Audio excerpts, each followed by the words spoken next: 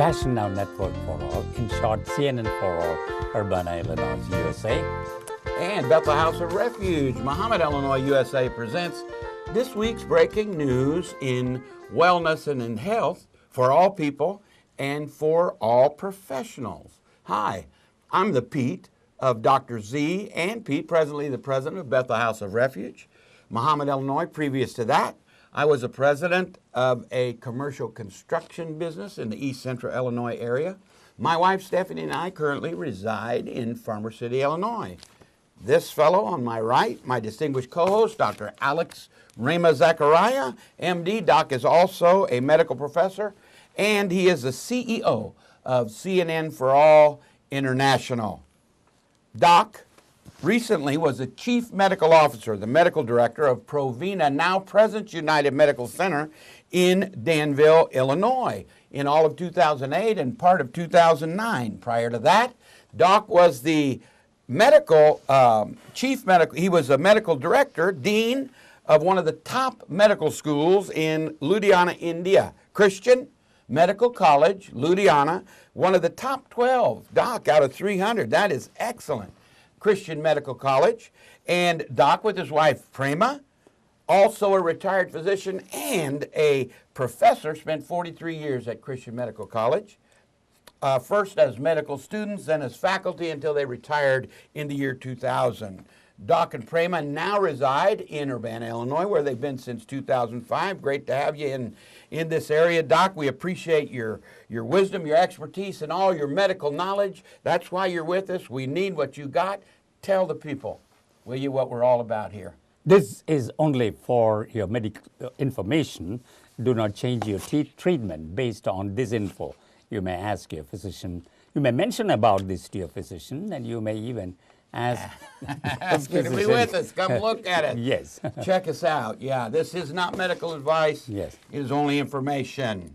We'd like him to watch us as well. If you'd like to communicate with us, you can do it at breaking news at CNN, the number 4all.org. Okay, let's get right to it. We got a lot of information. The diagnosis of attention deficit hyperactivity disorder, ADHD, has reached 11%, Doc, among American children aged 4 to 17. And the neuroscientists at the University of Wisconsin-Madison have studied one of the classic symptoms of ADHD, and that is impulsivity, the tendency to act before thinking. Scientifically, impulsivity can appear as a choice for a small but immediate reward over a larger one that requires some delay. Choosing between present and future is a fundamental need in schooling. That's instant gratification, right? Yes.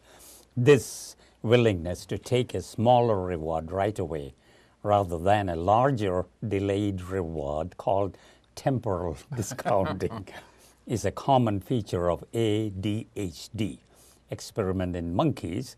Ritalin, the drug used in ADHD, the monkeys given the drug, the choice that delayed the reward more frequently. The impulsive monkey actually showed the same preference for delayed reward as the unmedicated calm monkey. So it works. Yeah. Ritalin works. Oh my, well there's a lot of that in schools these days. Yes. Researchers at the University of Rochester Medical Center, that's in Minnesota, found that women injured during the 2 weeks leading up to their period, the premenstrual phase, had a slower recovery and poorer health a month after the injury compared to women injured during the 2 weeks directly after their period, or women taking birth control pills. My goodness. If confirmed in subsequent research, the findings actually could alter the treatment and the prognosis of women who suffer head injuries from sports, falls, car accidents, or from combat. Published in November 2013 in the Journal of Head Trauma Rehabilitation, and if confirmed in subsequent research, of course, the findings could alter the whole scenario of that treatment. Okay, so this is a very interesting observation that they have observed. That's excellent, isn't it? Yes. Every little bit helps in recovery in these type of circumstances. Yes. Okay, we have new research on the table, Doc. And that new research shows most patients with diabetes and obesity who undergo that gastric bypass not only experience a remission of their diabetes and lose significant weight, but they also reduce their risk of having a heart attack by 40% and their risk for suffering a stroke by 42% over a 10-year period of time. My goodness, that's unbelievable. Excellent news. The research was presented at the 30th annual meeting for the American Society of Metabolic and Bariatric Surgery during Obesity Week, and the largest international event focused on the basic science, clinical application, and prevention and treatment of obesity. The event is hosted by this Obesity Society, TOS. The 5-year risk of death from cardiovascular disease dropped by 1/5. And the risk of developing moderate to severe kidney disease dropped by almost half. Oh my goodness. That's excellent. Boy, the research is really helping the doctors in that area. Doc, millions of people worldwide suffer from eating disorders such as anorexia, bulimia, and binge eating. Consuming a diet of red meat and processed foods, like the American diet, is linked to a decline in verbal memory in the elderly after just 36 months. Boy, that's a lot of decline. Consuming cannabis can influence body weight of offspring for generations. Eating a sweet, high-fat meal sets off a series of events that includes release of insulin and the suppression of dopamine, leading to less interest in food-related cues in the environment. As scientists of the Society for Neuroscience support the adage, you are what you eat. We cannot separate the nutritional benefits of food for the body from that of the mind. What we put into the body also shapes the brain for better or for worse. Yeah, man. You got better start taking serious you are what you eat. Okay. There's another complication. Add bone deterioration to diabetes complications. The list of complications from type 2 diabetes is very long. Vascular and heart disease, eye problems, nerve damage, kidney disease, hearing problems, and even Alzheimer's disease. Physicians have long thought of osteoporosis as another outcome. Based on a study, this hypothesis has been confirmed. You can definitely add skeletal problems to that long list. Based on a Mayo Clinic study published in the Journal of Bone and Mineral Research 2013, it is confirmed that you can definitely add skeletal problems to that list. This is the first demonstration using direct measurement of bone strength in the body. Oh my. So it's brittle, it breaks, you fall in the snow, you break your wrist, hip. And all of that's linked to diet. A new study found that engaging in, guess what, physical exercise regimen helps healthy aging adults improve their memory, brain health, and their physical fitness. This finding is significant considering that among adults 50 and older, staying mentally sharp outranks Social Security, physical health as the top priority and concern of all of these plus 50s in the U.S. Researchers at the Center for Brain Health at the University of Texas at Dallas published in the journal Frontiers in Aging, Neuroscience, November 2013, found that engaging in a physical exercise regimen helps healthy aging. The adults improve their memory, brain health, and physical fitness. Well, I'm healthy and aging, and that's my number one concern. I want to keep my head in its proper place. People in middle age who have high blood pressure measure called pulse pressure are more likely to have biomarkers for Alzheimer's disease in their spinal fluid than those with lower pulse pressure, according to research that's recently been published. The research was published in November 2013 online. issue of neurology. Pulse pressure is the systolic pressure, or the top number in blood pressure reading, minus the diastolic, or the bottom number. The pulse pressure increases with age and is an index of the aging of the vascular system. Mine yesterday was 130/78. Good. This is consistent with findings indicating that high blood pressure in middle age is a better predictor of later problems with memory and thinking skills and loss of brain cells than high blood pressure in old age, but not in people aged 70 to 100. So they're talking about middle age markers. Absolutely, less than 70. Yeah. Okay, the link between type 2 diabetes and dementia has become widely recognized. Definitely there. Diabetes accelerates brain aging.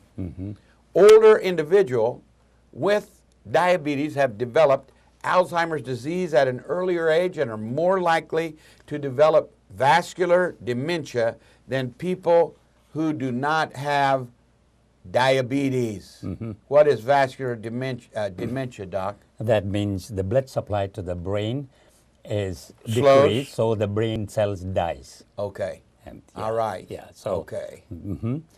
the proof of concept study led by investigators at Beth Israel Deaconess Medical Center, published in the journal Diabetes Care, November 2013. The study result shows that a single dose of intranasal insulin can help improve cognitive function in patients with diabetes. What is that, in the nose? Yeah, nasal spray, insulin. Boy, boy, boy. Okay, study, here we are, shows that bariatric surgery may help turn back the effects of aging. Again, eating. Researchers say surgical weight loss may turn back the effects of aging at a genetic level in the first study of its kind. For the first time, they measured the length of a patient's telomeres in their cell nucleus. That's going to be one for you, Doc. Before and after surgical weight loss. Telomeres are genetic biomarkers that play an important role in cellular aging and in the development of a disease. As people age or have chronic disease, their telomeres become shorter. Is that right pronunciation? Yes, perfect. Stanford University researchers presented at the Obesity Week 2013 reviewed genetic data of 51 patients before and after gastric bypass surgery. Patients with BMI 43, that is obese, lost 71% of the excess weight and found the telomeres actually became longer. And it's interesting, you know, we know what's telomeres? Telomeres is the genes ladder in the nucleus. Okay. And so therefore it's part of the nucleus, the structure. So if it's longer, it's better, is that? Yeah, that's right. It becomes shorter, and it's very interesting association. Yeah. That microbiology has really been beneficial in digging deeper into cause and effect in the medical arena, right, Doc? Right. Okay, now this is me, late afternoon, early evening caffeine can disrupt sleep at night. It did that to me last night. A new study shows that caffeine consumption, even 6 hours before bedtime, can have a significant and a disruptive effect on our sleep. Sleep specialists have always suspected that caffeine can disrupt sleep long after it's consumed. My wife says that. The study was published in the Journal of Clinical Sleep Medicine, November 2013. 400 milligrams of caffeine, about 2 to 3 cups of coffee taken at bedtime, 3 and even 6 hours prior to bedtime, significantly disrupt sleeps, even when caffeine was consumed 6 hours before going to bed. Well, I did that last night at dinner. Drinking a big cup of coffee on the way home from work can lead to negative effects on sleep, just as if someone were to consume caffeine closer to bedtime. This is the first study that really investigates the effects of a given dose of caffeine taken at different times before sleep. The results suggest that caffeine generally should be avoided after 5 p.m. in order to allow for good, healthy, proper sleep. listen, we've had a lot of information today. I hope that it has been a blessing and informative to you. We'd like to thank you for being with us.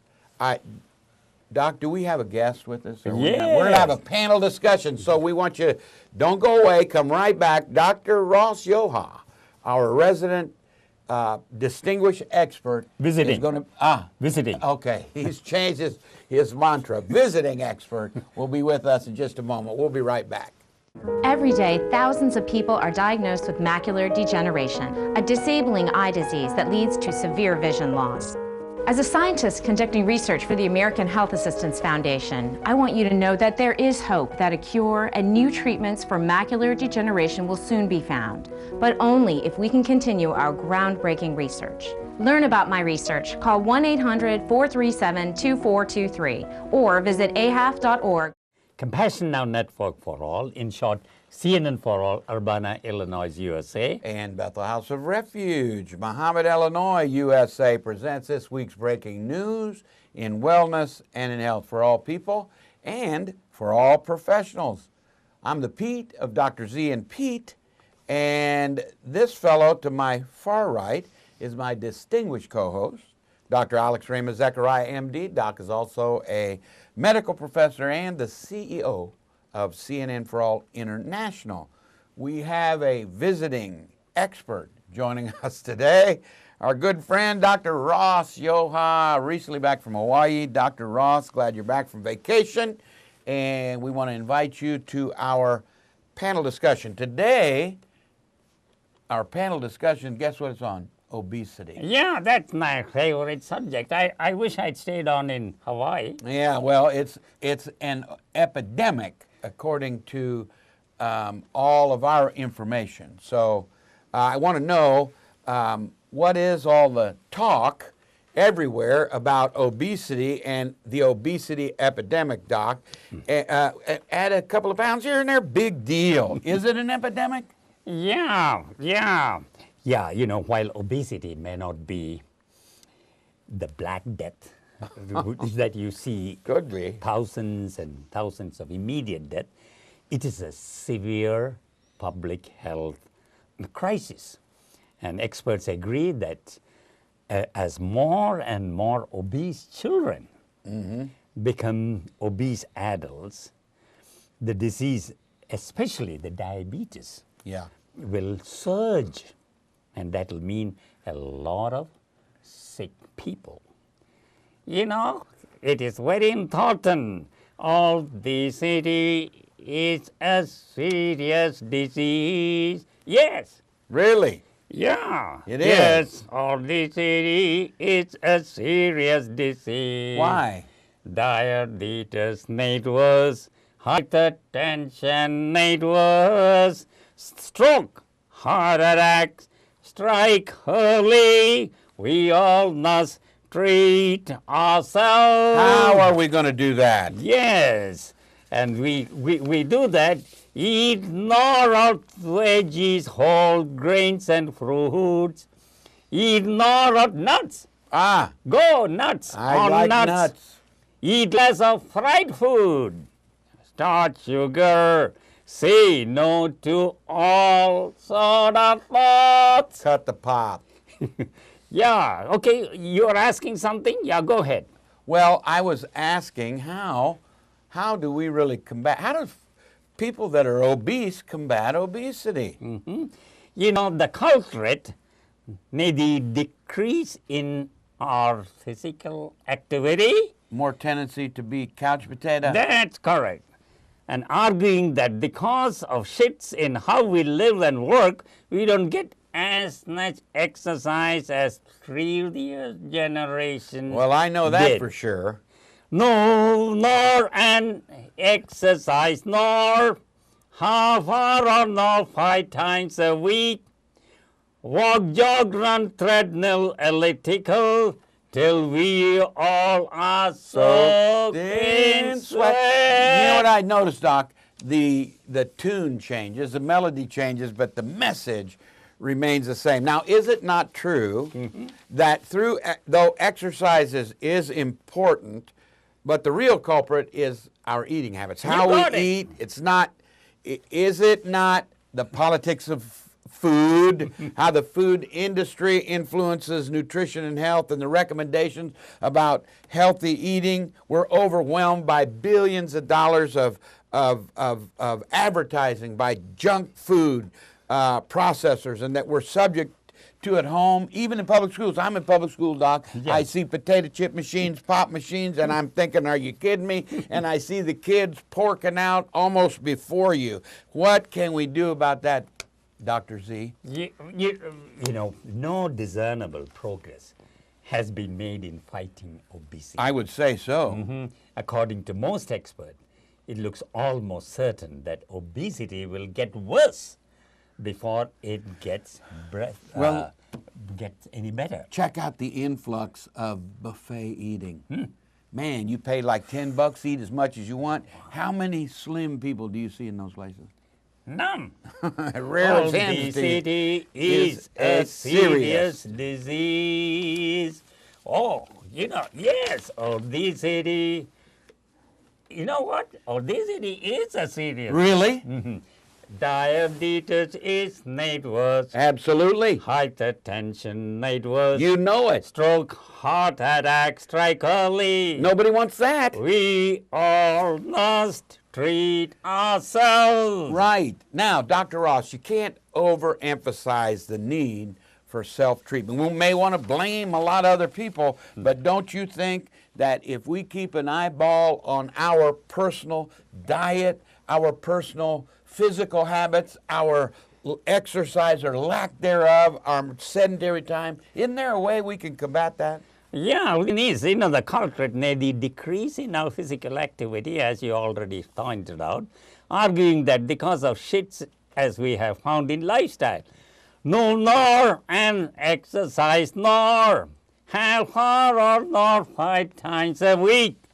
Walk, jog, run, treadmill, elliptical, till we all are soaked in sweat. Oh my goodness, that's for sure. You know, according to experts, at the rate we are going, obesity-related diabetes alone will break the bank of our healthcare system. All right, let's get down to it. You two, you guys are medical people. What's causing the epidemic, the breakdown between the health and medical profession communicating to a populace that seems to be immune to any corrective measures? You know, not surprisingly, everyone agrees that it stems from 2 things, eating too much and exercising too little. And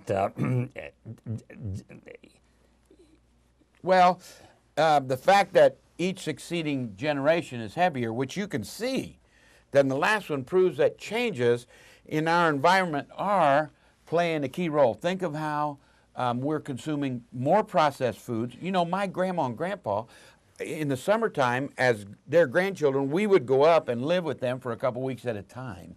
And we would be out in their garden, and believe you me, brother, it was no little sidewalk garden. It was huge. And they had cabbage and tomatoes, and they had cucumbers and all type peppers, beans, peas, every type of vegetable that you would consume from your table. They weren't running to the store to get it. It wasn't processed, irradiated, sprayed, or whatever. Isn't that part of our problem, Dr. Z? absolutely yes. And also, we cannot blame genetics. Right. It can play a small role, Yeah. but the main role is your personal lifestyle. Yeah, so- And this is very, very, very important. Yeah. Okay, so what you're saying is that we have to change how and what we consume. Is that right, Dr. Ross? Absolutely. And Okay. so let me sing again. Okay. Obesity is a serious disease. Yes. Obesity is a serious disease. Diabetes made worse. Hypertension made worse. Stroke, heart attacks, strikes early. We all must treat ourselves. Yes, eat more of veggies, whole grains and fruits. Eat more of nuts, go nuts on nuts. Eat less of fried food, starch and sugar. Say no to all sort of thoughts. No nor an exercise nor half hour nor 5 times a week. Walk, jog, run, treadmill, elliptical, till we all are soaked in sweat. Well, doctors, we can summarize this week's panel discussion by saying that you have the power to change your destiny in this arena. You have to pay attention to that which you eat and don't eat, and you have to exercise more and consume less. So that kind of sums it up for this week. Thanks for coming and being with us, Dr. Ross. Always. I'm going back to Hawaii. All right, have a good time. We want to thank the people from WebMD, from where we've gotten our information, also the city of Urbana's UPTV production coordinator, Jason Liggett, the one, the only. We also want to thank our intern, Caleb Serpentis, and the 3-camera whiz, Jacob Barnard, as well as the UPTV station manager, Jake Schumacher. As well, we'd like to thank the Chorister Fellowship in Tiruvalla, Kerala, India, for that wonderful music score and hallelujah ending. And we want to thank you for being with us. And we invite you, pay attention to what you eat. Get off of that couch, exercise more, you'll live longer. Amen. God bless you. We'll see you next Hallelujah. time. All right, see you, Doc. Thanks for being with us.